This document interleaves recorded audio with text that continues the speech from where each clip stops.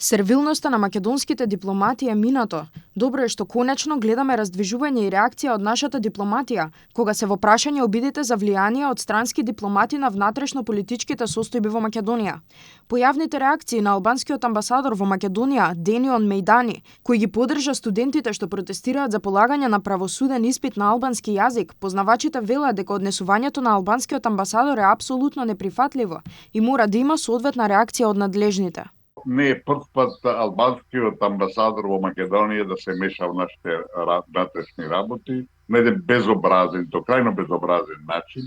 Реакција е добро што има, меѓутоа велам со за ваков однос, за ваков инцидент, тоа се оди дури и на откажување на протерување на албанскиот амбасадор. Понизноста на македонската дипломатија го достигна врвот со владите на СДСМ и ДУИ, кои доброволно прифатија Македонија да стане жртва на бугарските уцени и условувања на европскиот пат.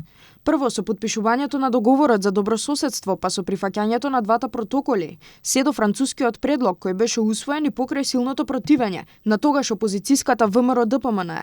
Со овие неразумни чекори, Бугарија сега не блокира за старт на преговорите со Унијата.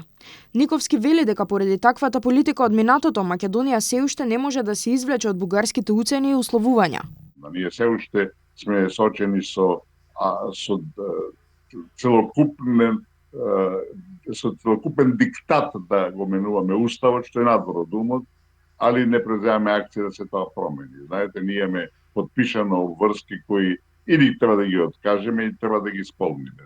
Демаршот од МНР следи по реакцијата на социјалните мрежи на албанскиот амбасадор по информациите дека албански студенти биле задржувани и заплашувани додека патувале кон Македонија за да дадат поддршка на протестите за полагање на правосудниот испит на албански јазик.